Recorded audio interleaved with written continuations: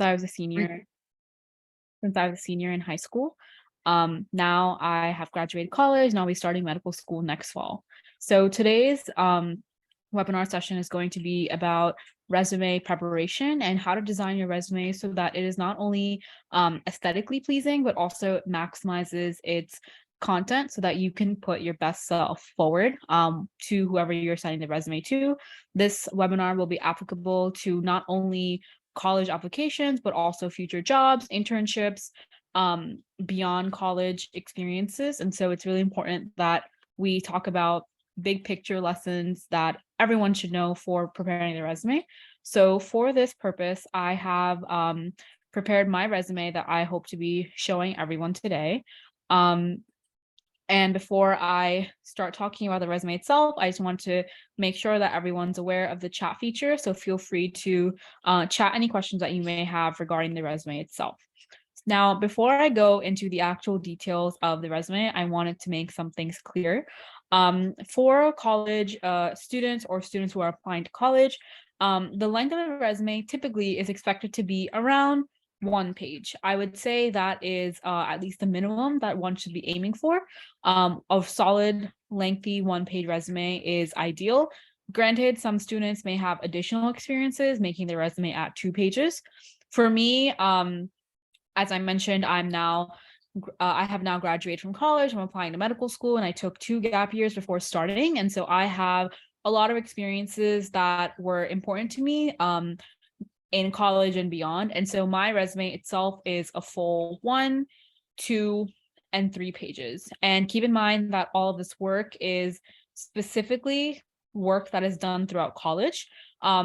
For me, the stage that I am at, which is again a college graduate, I removed any high school activities. But what I want to emphasize is something that I'm hoping not only students, but also professionals and other individuals on the high school can take away from them. I want to emphasize that every individual should have one running document. This running document can be in the form of an Excel spreadsheet. It can be in the form of a Google document, of a Word document. Any sort of any sort of mode through which you have the ability to track all of your activities regardless of their length, significance, or duration. And why I'm saying that is because I've been meeting with a lot of students who have activities for which the dates they're unsure of what they correspond to. And that's really important because your resume is going to be used as a way for your experiences to come across. And so it is really, really important that your dates are accurate, because individuals may be contacting your references, or they may be contacting the individuals relevant from your resume to verify your activities. And so a very easy way to do that is by checking the dates. And again, this is something that is important for your own knowledge as well. So before we even get started on the resume, my biggest tip would be to have some sort of running document that documents all of your activities. At the very minimum, documents the name of the activity, your involvement, and the length through which you conducted the activity. So that would be my first tip. My second tip would be, it's important to maximize the content of your resume for your audience. As I mentioned, I was a student who has completed 4 years of college, who is now applying to medical school. For me, certain experiences were more relevant and were experiences that I wanted to translate to my audience first, because I consider them of primary importance. These include experiences in research and clinical experiences and STEM-related or science-related teaching and tutoring. For me, these experiences were experiences that I wanted to highlight, again, for my specific audience. In the cases of high school students, they may have other experiences that they would like to highlight further. These include leadership experiences of clubs, extracurricular activities, community service, etc. So it's important to take a look at your activities and learn how to categorize them.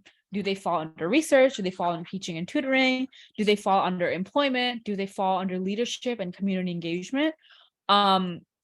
It's important to recognize this because your resume is basically your story. It's a concise way to translate your experiences and your skills to an informed reader. And so it is very important to make sure that you are translating or getting across the most important the most important aspects of your application. In my case, I chose to prioritize research and clinical experiences. This may vary from student to student. So that's my second tip, making sure that you have the ability to look at your activities critically and come up with a story. That is, what themes do my activities fall under and what themes do I want to highlight as part of my application? My third tip would be to not only have one resume, but multiple drafts or multiple copies of a resume with different activities or different experiences being highlighted. What do I mean by that? So as I already mentioned, you should have one running list that documents every single activity you've done. Ideally, this document list or this document or this running list should begin perhaps from middle school to high school and continue throughout the rest of your academic and professional career. In my case, as I mentioned, I use my resume for medical school applications most recently. However, I may be applying to a tutoring job, or I may be applying to a clinical position at a medical center. And in that case, I would want to prioritize certain experiences over others. For example, if I'm applying to a tutoring job, I would want to make clear my teaching and tutoring.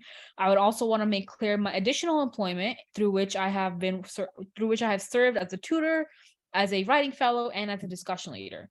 In that case, in cases like those, it's important that these activities I move up rather than taking up precious space for research if I am applying indeed to a tutoring position. So in the case where you need to optimize your resume, rather than making edits on only one draft and constantly changing and going back and forth between a main master resume, what I recommend is that you have multiple copies of your resume that you can edit, through which you can shift your activities, shift the structure so that you can put your best self out there for specific activities. Really think of your resume like almost a personal statement or a cover letter that you use to apply for an internship or job. It really should be a personalized resume so that your reader can have a personalized experience and get the best version of you that is specific and unique to the position that you are interested in.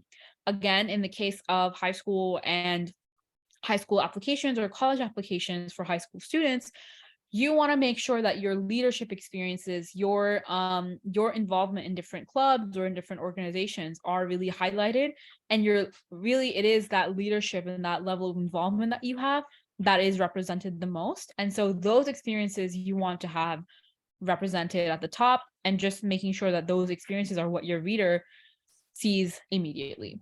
So far we've covered 3 main tips. The first being have a running long list of all of your activities that should really continue with you throughout your academic and professional career. And high school or students applying to college, this is a really great time to start doing this, to start compiling that list, to start remembering your activities, etc. The second tip is to really think critically about the work that you've done and what categories it falls into. Does it fall under research, clinical experience, teaching and tutoring? And think about what theme or what story you want your resume to tell. And the third tip is have multiple copies of a resume that you can personalize and make unique to every individual or every individual position that you may be applying to, and even perhaps every college that you may be applying to. If certain colleges allow you to upload a resume to their individual portal or send the resume to them individually, you may want to take a look at the college's mission statement. Does the college emphasize research? Does it emphasize liberal arts and learning experiences, etc.? And you want to make sure that your story, your resume, aligns with the overall mission and goals of whatever institution or organization you are applying to.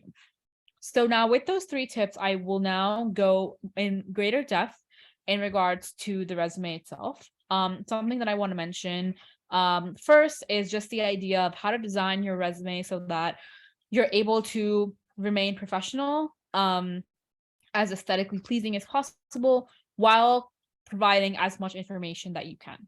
So as I mentioned in my case, my resume is a full 3 pages. This full 3 pages I've come to after designing the resume to be under certain margins, under certain space length, under certain alignment categories. So for example, Currently, if you can see on this side, the document tab on the right, which I will show using the spotlight feature, this document tab right here. As you can see, my document margins are different than the standard 1 inch. That is because I have a lot of information that I was hoping to condense in as little pages as possible. In my case, that's a full 3 pages. So my document margins are 0.5, 0.5, and 0.7, 0.7. Typically, the document margins that are used are 1 inch. In my case, I decided to modify that because of the fact that I had so much information that I was trying to convey. So this is the first thing that I wanted to highlight, is really designing a resume to maximize your output or what you are trying to deliver. If you do not have that many activities, you may want to increase these margins. And what that looks like is increasing the margins in different areas of the page. So you would want a top margin to be equivalent to the bottom. Basically, you want to ensure symmetry. But as you can see, if I do that, things get a little haywire where I have a position that's separated from a description, so on and so forth. So I'm going to undo that. But in terms of aesthetically designing your resume, you want to make sure the first thing is that your margins are appropriate for the amount of information that you have. In my case, I just had to be a little creative and play around with that standard 1 inch format. But I was successfully able to do that to get the most on the page. The second thing that I want to mention is just font choice and style. So certain things that I wanted to emphasize, I have bolded. These include my name, the title of my institution, subheadings per activity type. I have these all bolded. However, they are all the same font. My entire resume is in the font Garamond. The font sizes do range. I have them starting at 11 points. For the actual text, they also remain at 11. But again, we're remaining consistent with Garamond. You want to make sure you're using a font that's as professional as possible. Garamond, Times New Roman are very typical. I think Garamond seems a little bit more modern. But there is a big difference between using a font like this and a font like this, not only in terms of space, in terms of, again, space and aesthetics, but just in terms of the professionalism that it conveys. Garamond is a font that I would highly recommend. So you want to ensure consistency in style on the resume and aesthetic content. Aside from font choice and just using bold or non-bold font, you also want to make sure that you're being strategic about your choice of font itself. For example, I have not bolded everything on my resume, or I have not bolded all aspects of the resume. I have consistently bolded the organization or position that I was in at a respective institution. For example, currently I work within the Barnard College's biology department in the Lopatkin laboratory. That is bolded. I also worked in the Barnard chemistry department in the Austin laboratory. These are all places that I've worked at, and I've bolded these. In all cases, I've had this to be true. So in all cases, that remains the same. This just gives the resume continuity and consistency, and again, just provides an extremely professional look. Similarly, I've also italicized all positions held. The reason for this is it just gives more emphasis on the actual position and make sure that the reader does not get lost in so much text. If I do not italicize it, again, it's still there, but it's less eye-grabbing, or it seems less distinct. And I want to make sure that my position is obviously distinguished, and so I've italicized the position. Again, the most important thing is consistency. So as you can see, I've done that in all positions listed throughout my resume. The additional thing that I wanted to mention is dates and the notation for those. As you can see, all of my dates are abbreviated, with the month abbreviated in the full year. August representing August, June, July, etc. All of them are represented by abbreviations. The most important thing to note is that all these activities are in reverse chronological order. So what I mean by that is that your most recent activities are presented first. This applies to all sections. So for example, within research experiences, I have my most recent experience first. I've had a lot of students and parents ask me why that is so. Some may think that perhaps the most significant or lengthy involvement should be put first, so on and so forth. And there is some question as to what the best way to organize the activities.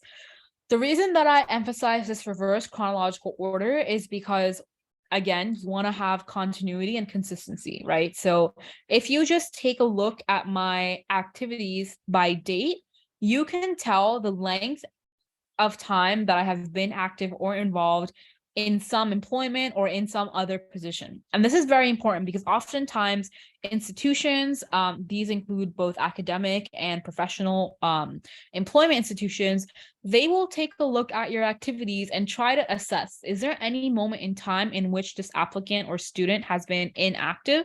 Is there any moment in time that this individual has had a long break in their activity that is unexplained? So it is very important to have that reverse chronological order structure so that your reader or the person that's assessing your resume can understand the level of involvement that you've had in each of your activities.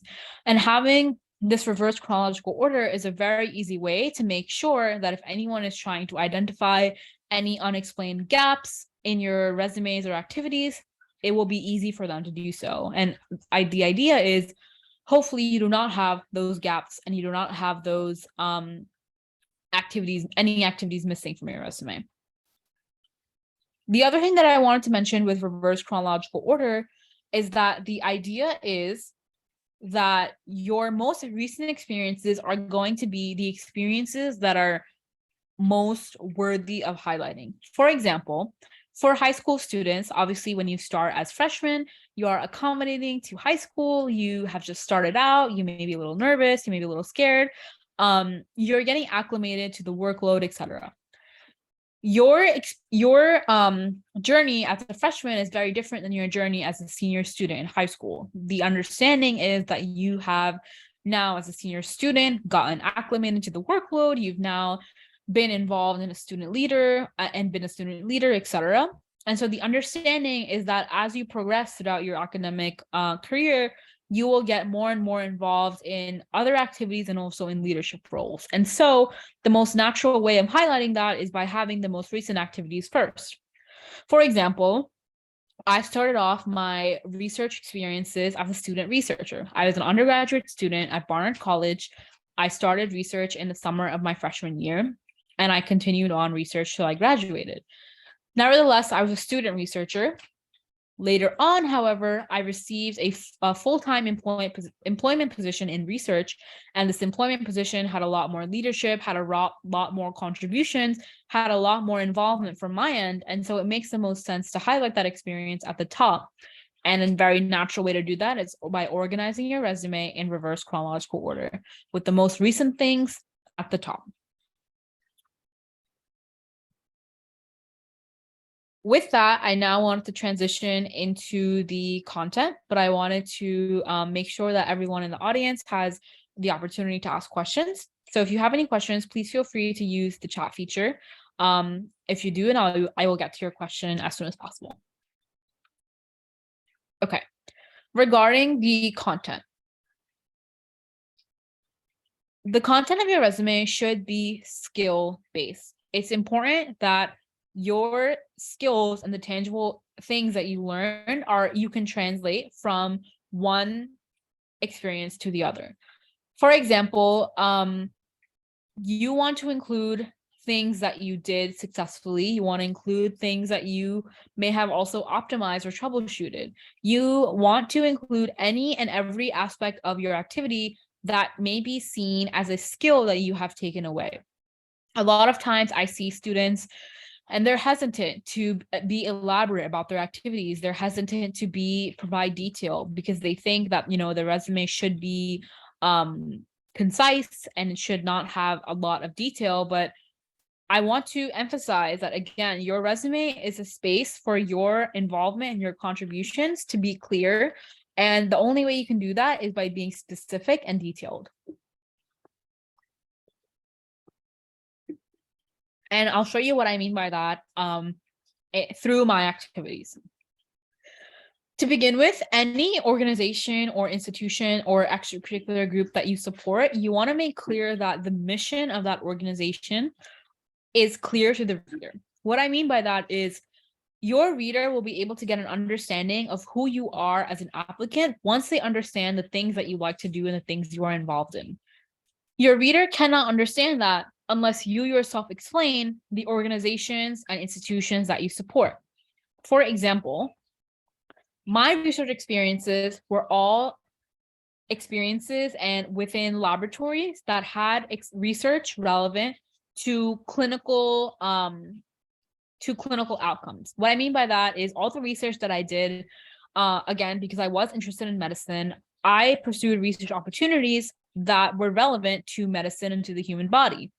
Now, I want to emphasize that throughout my resume. Why? So that whoever's reading this, which in my case was prospective medical school admissions officers, I wanted that to be clear to them that I'm interested in research, but I'm interested in research that has direct patient outcomes, and I wanted to make that connection clear.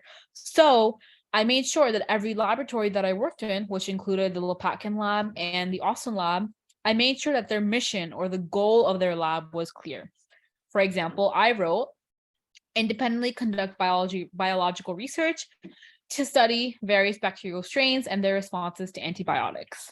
That makes clear what I'm doing and what I'm supporting. If I just said this, independently conduct biological research, it's missing that mission. It's missing that why. And the resume is really a good space for you to answer that question.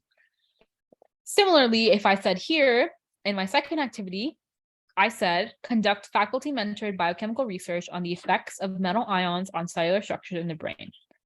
If I just said this, conduct faculty-mentored biochemical research, that is missing those connections that I want an individual to draw to learn more about me. So the more specific that you are in the resume, the better.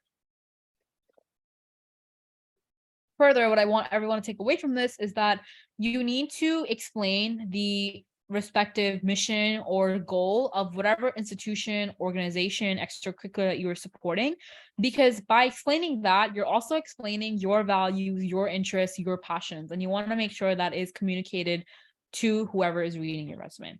For the case of high school students applying to college, you may be supporting different cultural groups in your high school.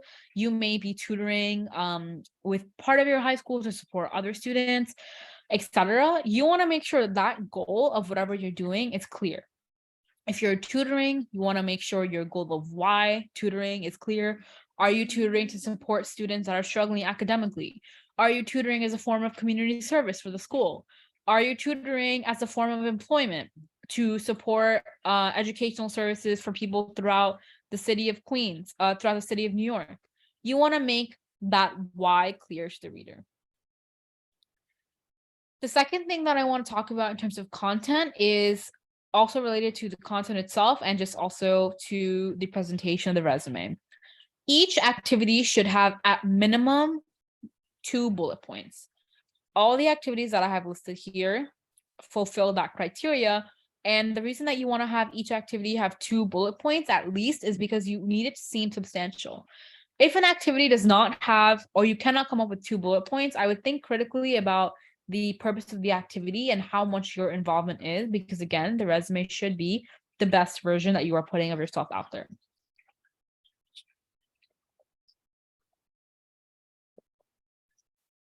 Another thing that I want to mention in regards to the time and space devoted to each activity is line space. This again comes into not only the aesthetics of your resume, but also content.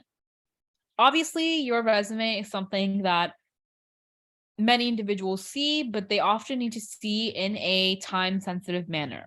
So you cannot go on and on and on about your activities. You won't need to find that balance between being descriptive and between meandering or just overwhelming the reader. So a good rule of thumb for that is you want to have each bullet point be one line. If necessary, you want to go on to the second line, but what you don't want is that you only have one full line and then a word in the next one. That is not only taking up unnecessary space, but it clearly means that you can make your contents of each bullet points more precise to target your content for the reader. So for example, I have here published in Journal of Antimicrobial Chemotherapy for contributing to research regarding population structure and genetic diversity of multi-drug resistant pathogens. Again, this detail is important. If I just said published in Journal of Antimicrobial Chemotherapy, that does not tell me what I did, what my contributions were, what I was published in, and these aspects of my work might be relevant or of interest to the person I'm sending my resume to. So again, it's that balance between giving too much detail and too little detail. In my case, I thought it was important to highlight what exactly I researched. I researched multi-drug resistant pathogens, which are bacteria that are resistant to many antibiotics. And I researched them from a population structure and genetic diversity standpoint. These details were important for me to highlight because they were at the crux of my work. And it is likely that any scientist or biomedical individual with biomedical background will understand what I'm saying. This is the case in where having over a line makes sense.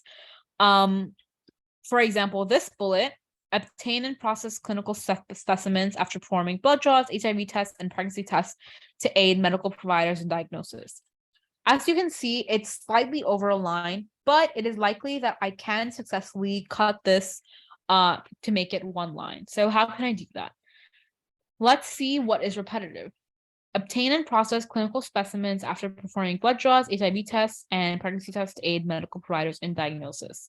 So the first important thing that I want to mention is this is an activity I am still doing currently.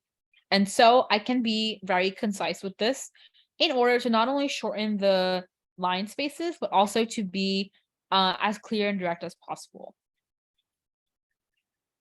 I can say process clinical specimens and perform blood draws, HIV tests, and pregnancy tests to aid medical providers in diagnosis. As you can see, I was able to cut down on some space, but we're still going slightly over a line. How can I make this as clear as possible without sacrificing that extra line space? I can again think critically about what I'm trying to communicate. The most important thing that I'm trying to get across is that I work with humans and I work with humans in a very hands-on capacity. I wanted to highlight my leadership role clinically because many other individuals don't have this one-on-one individual patient experience that I've been so fortunate to have. And that's really what I want to clarify. And again, specificity is key. I want to emphasize that I'm competent in doing all these things because this is a skill. This is a skill that I can apply at any job that I do. And so I want to highlight this. How can I do that in the best way? I can say, process clinical specimens and perform blood draws, HIV tests, and pregnancy tests to support medical diagnoses.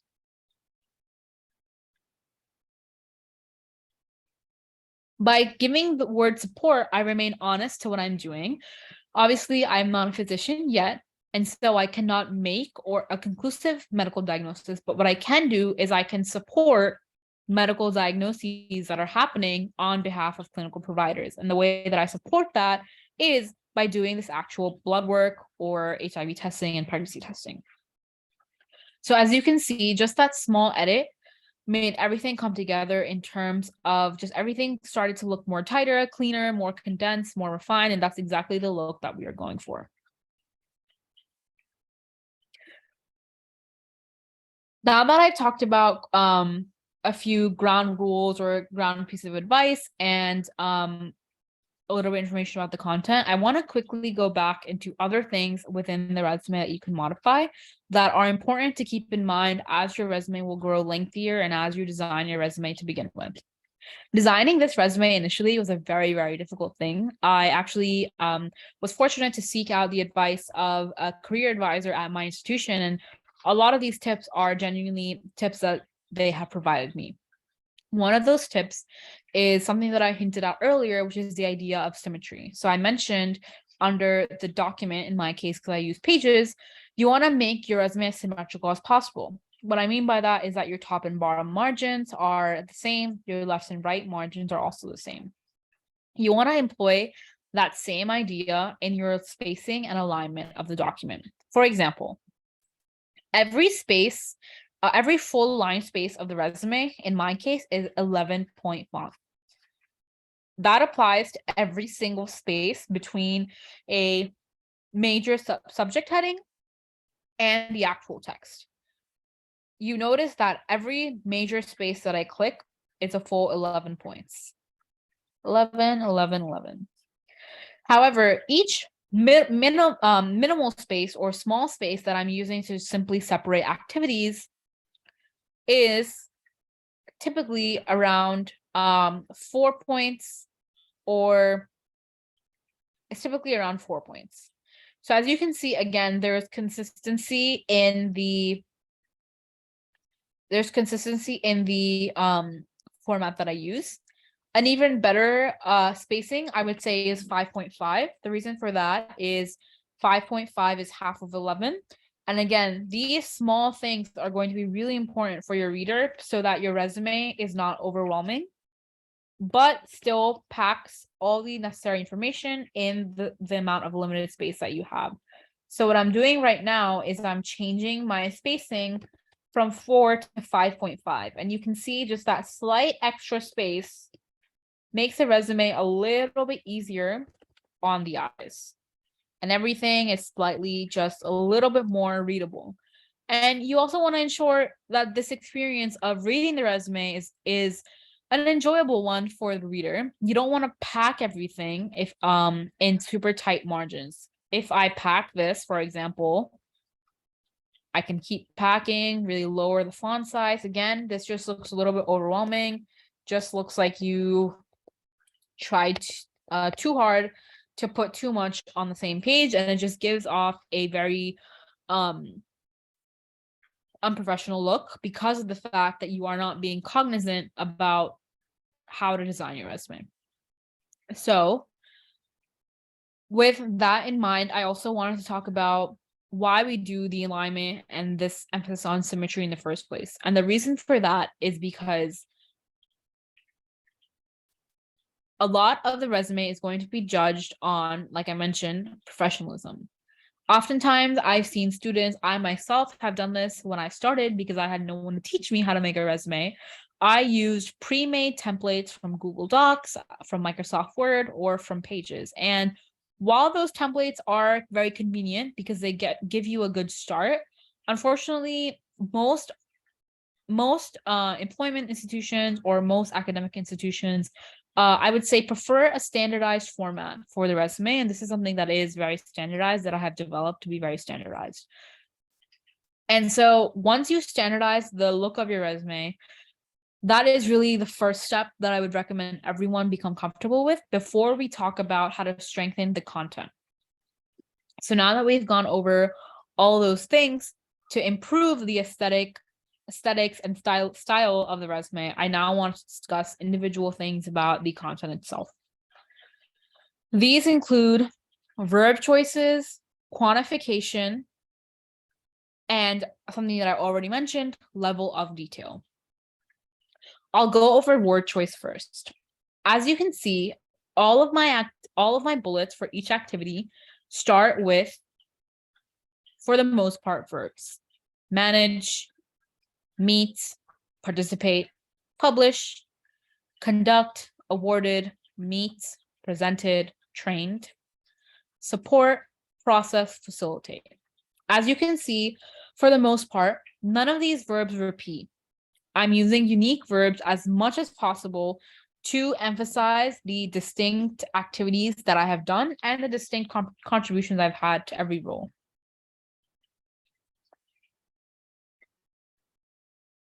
It's important to use verbs in a very intentional manner so that your activities are at the forefront and that your involvement and contribution to the activities are at the forefront. Because the reality is each student will be coming with very different experiences. A school that your child goes to or a school that you attend in high school may have very different opportunities and resources compared to a school that your peer goes to, that another student goes to. However, institutions and colleges will want to see the level of contribution that each student has had relative to the resources around them. And so you want to make your contribution, your input, your involvement as clear as possible. In those cases, you want to emphasize things like leadership, independent work, teamwork. All these things are important. And choosing verbs smartly will help you communicate that. For example, in my first position, I wanted to emphasize my independent nature. The reason for that is because in this position, I am the only research technician that is employed in a lab, and everyone else is a group of undergraduate students. So in my case, I truly am an independent researcher who conducts research in a very self-guided and individual way.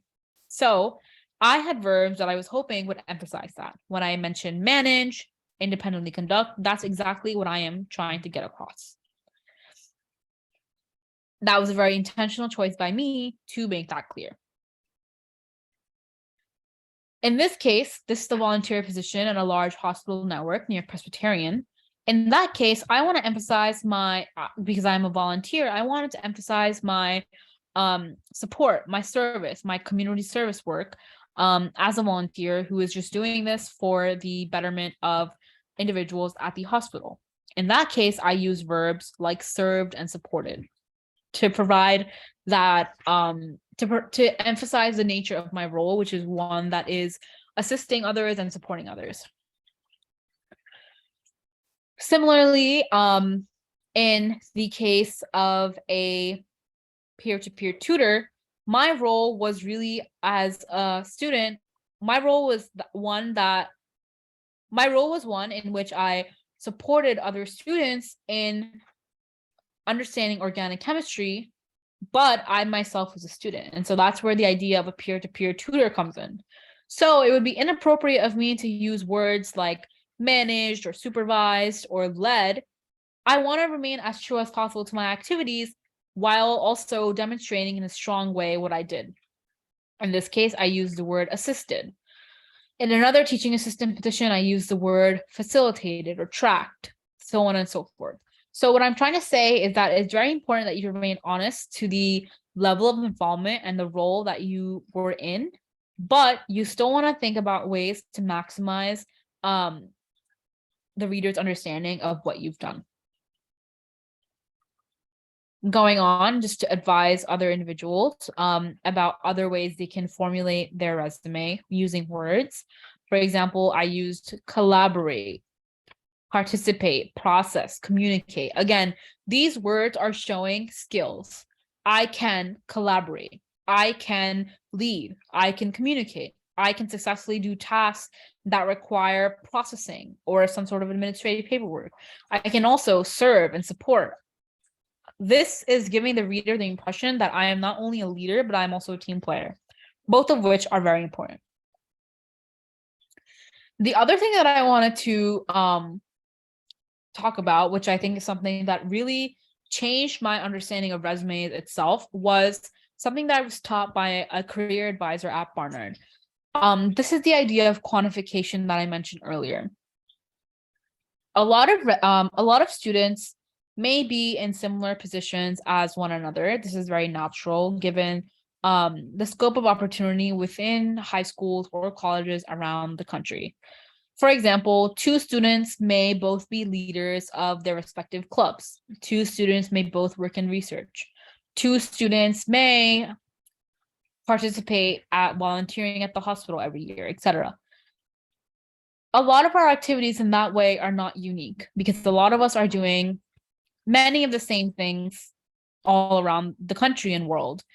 For example, as a pre-med student, someone who is interested in applying to medicine, I knew that I was not alone in maximizing my chances to get into medical school by doing things that I knew were important for medical schools, like volunteering, research, etc. And so, what can really make you stand out? The answer to that lies in this concept of quantification that I've mentioned. By quantification, I mean that any activity through which you can associate a number, any number, is going to make that activity seem more specific, unique, and impressive. What I mean by that is anytime you can provide a number to contextualize or specify the extent and role of your activity, you are giving the reader a greater sense of what you have been involved in. For example, I have stated here, manage all organizational and administrative tasks for the lab, coordinating with approximately 10 students. I could have very well said, and coordinate with students, with lab students. What am I losing there? I'm losing the idea of quantification. How many? Am I coordinating with 2 students? Am I coordinating with 1 student, with 3, with 4? In my case, it's around 10. And it's not a hard 10. Sometimes the number of kids in our lab ebb and flow. And so I've said approximately. But what is this number getting across? It's getting across the level of leadership that I've had to manage and coordinate with 10 students. Obviously, the amount of involvement for 3 students versus 4 versus 5 is going to be very different than 10. And getting that across is very, very helpful for the reader to understand the level of just sheer work that your activity took. Similarly here, presented research at institution-wide poster sessions for around 200 faculty, students, and guests. I could have very easily said for faculty, students, and guests, taking out that number. But that number is adding to the quality of my resume because it's showing how many people I was able to present in front of. And that's a big deal because why? Again, it's showing you a skill that the individual whose resume I'm showing, has the skill of public speaking, of presenting, etc. These are skills that colleges want to see in their students. These are skills that jobs want to see in their employees, so on and so forth. Again, here I have trained 7 laboratory members on safe lab techniques and best practices. Because again, what is that getting across? I have the ability to collaborate. I have the ability to multitask. I have the ability to lead a group of 7 individuals on my own. These are all important things that show my leadership, that show my skills without me saying over and over again, lead team, collaborate with team. I'm being as specific as possible when I follow this principle of quantification. Something that I wanted to highlight, because I know a lot of students are involved in fundraising activities, part of their high school key clubs or other clubs, is through this example of quantification, is through the concept of fundraising. Again, specifying the amount fundraised can allow for a very impressive look on your resume. For example, here I have, as president of the organization, I direct budgetary decisions around $6,900 annually for 8 to 10 annual events with attendees anticipated total 200 plus. Again, that quantification is just showcasing the level of individual leadership that I had to have in this role. To direct budgetary decisions of $7,000 annually for a club at Columbia University that has 8 to 10 annual events a year, some events that have an anticipated total of 200 plus attendees, makes it clear the level of involvement and commitment that I had to the organization. Similarly, mentioning that I raised over $6,000 in grants for new programming, again, is making clear, that I as a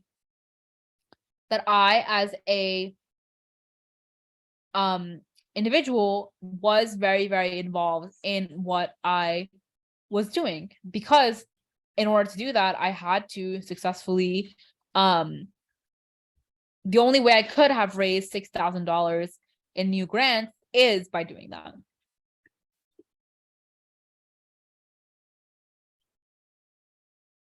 And again, through this use of symbols, I'm able to communicate that in a very clear and concise way without spending too much time or too much word length on the actual verbiage or the way that I phrase the actual bullet. I can just put the symbol of greater than to emphasize the fact that my fundraising was even beyond this. But again, for the sake of the resume, you want to communicate that in a concise way. And so this is the way that I chose to communicate it. The last thing that I wanted to highlight, because I've seen a lot of students in the high school stage struggle with this, is how to list activities in which you have had multiple positions. So I've seen a lot of students who have started off in clubs as general members and then progressed on to leadership roles. What is the best way to highlight that as a student?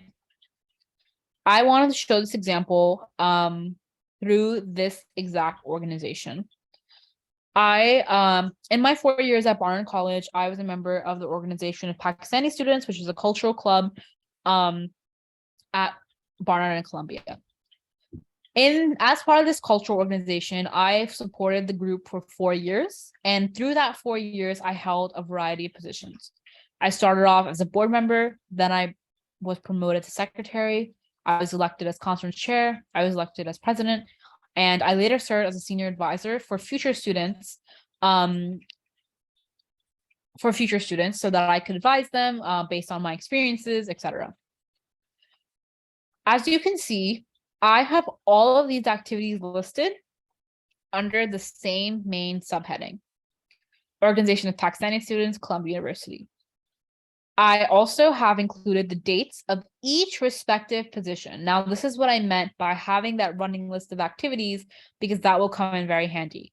I distinguished the time that I was a board member compared to the time that I was secretary, compared to the time that I was a chairwoman versus president and senior advisor. Doing this is very important for a variety of reasons. The first is these dates are just telling you a story. For example, I served as a board member for a couple of months, served as secretary for a year, as conference chair for 2 years, as president for a year, and as senior advisor for a year. Highlighting each of these respective dates is telling you a story about my involvement in the club, my long-term contribution in the club. Similarly, it is the most honest way to represent my involvement in the club. It would be dishonest of me to just say that I was president and put the dates of September 2017 to May 2021, because I was president for a year, and that started in late 2019 and went on to the end of 2020. It would also be dishonest of me not to include these leadership activities, because that's exactly what I want to emphasize. So this structure, where I've included the main subheading of the activity, included the dates here for all of the time span in which I was involved in the club, regardless of the level of my position, and then included many headings to emphasize my distinct role and the respective dates I was in each of those roles. This allows me to elaborate on every single thing that I did while showcasing my leadership. This is a very good way that I recommend students to highlight their involvements in which they've been involved in a club for a lengthy period of time, because it allows you to be as descriptive as possible without omitting any necessary information. And I see that we have a question, and so I will let the individual unmute and ask it.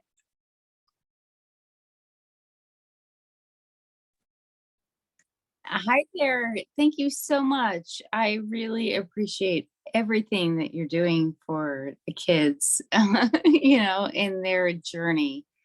I do wonder how much content is required from a high school student. Does that make sense?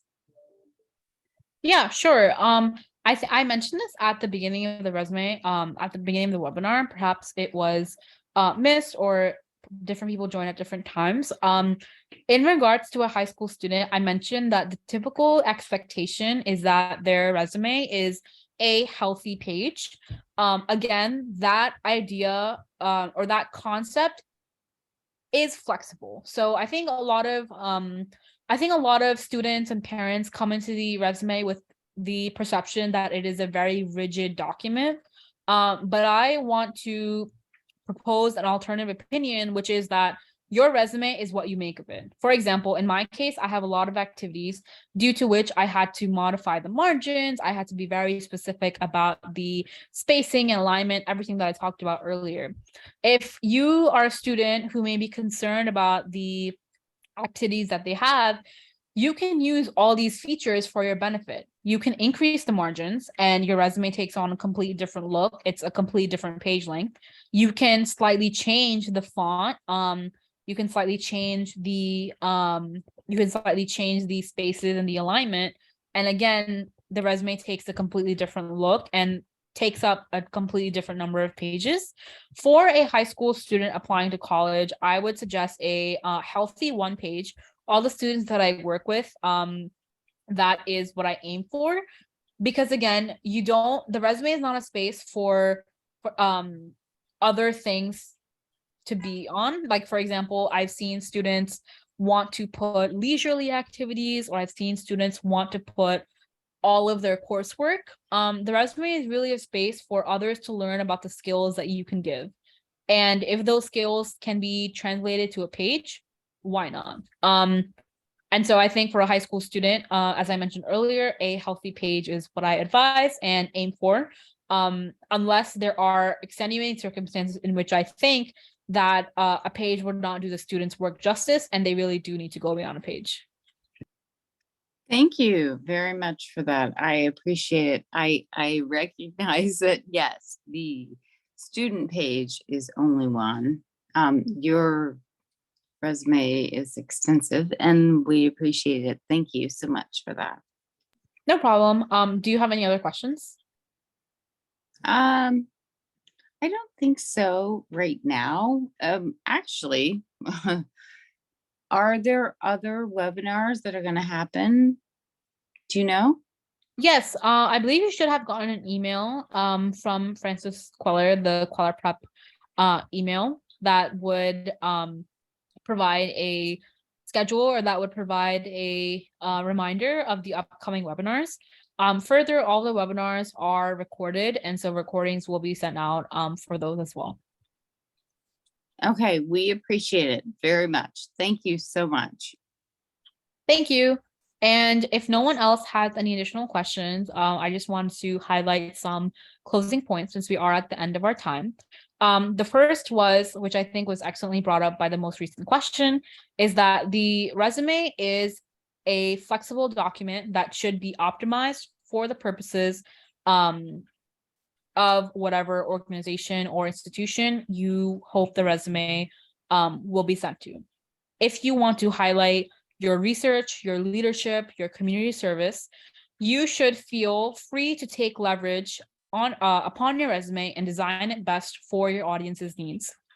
Typically at the high school stage, when students are in high school applying to college, the resume is a healthy page. However, again, there are necessarily no hard and fast rules. This is a conversation to be had with yourself, with your mentors, with your parents, with individuals who can support you at Kweller Prep, so that you can understand the best way to optimize your resume to include the work that you've done in a aesthetically pleasing, stylistically pleasing way without sacrificing content. That may involve changing certain aspects of the document itself, like its margins, like its font sizes, alignment, spacing, etc. But aside from doing that, you also want to make sure that the content of your resume is also strong. What I mean by that is by having individual headings to categorize your experiences and tell a story of what you've done. In my cases, my categories are more so medically related, because that is what I hope to pursue. And so I organized my resume to demonstrate those experiences first and foremost, such as research and clinical experiences. Again, this will be an individual process based on the type of student that you are and the type of skills that you wish to highlight and the types of things that you are interested in and or passionate about. Similarly, you want to ensure that your actual content descriptions of your activities are not only as concise as possible, but you also want to make sure that you are providing strong verbs to indicate the level of contributions you've had to each of these roles, and that you are following the principle of quantification. So at any point possible, providing a number to quantify the level of your involvement. This may include the amount of people you worked with. This may include the amount of funding received or the amount of money funding raised. This may include the amount of people you, again, worked with or presented in front of. The principle of quantification is just going to allow your involvement to be highlighted, because many other individuals are also doing similar activities to the ones that you've been doing. The last thing that I wanted to quickly mention, this is somewhat awfully formatted because of the playing around with the resume that we've been doing this webinar. The last thing that I wanted to mention is a section to emphasize your technical skills and languages. The technical skills, as you all may know, are a huge part of any career or profession or education that we pursue. It is expected for students and professionals to be very fluent in these skills. Further, certain technical skills do put you on edge or can make you seem more competitive. These include things like coding softwares, knowing how to code through Java, Python, etc. Ultimately, my point is that you should highlight these technical skills because, again, they are skills that you can apply anywhere and everywhere. And that is the goal of the resume, to emphasize that.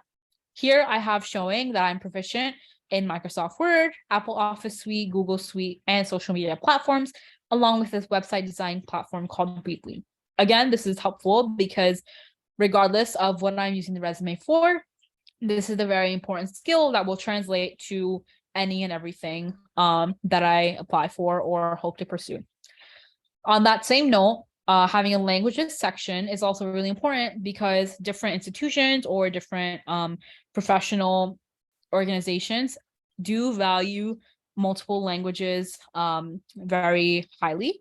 The amount of languages you know can be an asset to not only your life as a student, but also your life outside of school and work and just academics in general. And so highlighting the amount of languages you know and your respective proficiency in them will be important for anyone reading your resume to get a sense of your personal background and what you can bring to the table.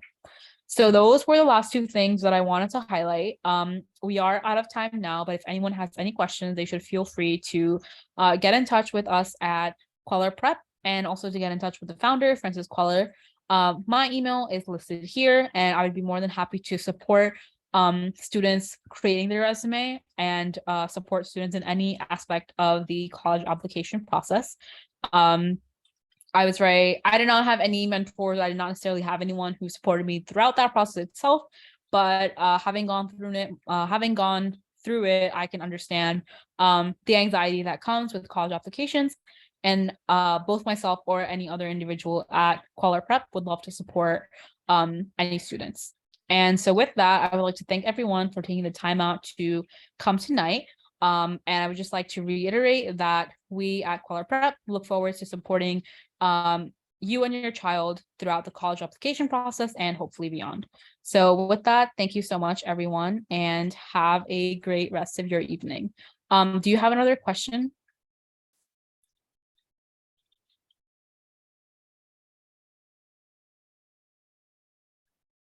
I see that there's a hand raised. Are there any other questions?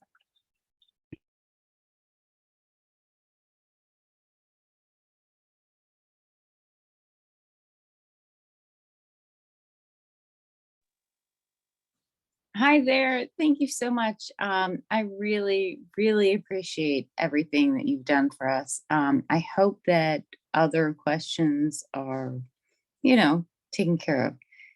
Good. Thank you. Thank you so much, everyone. Have a great rest of your night. Bye-bye.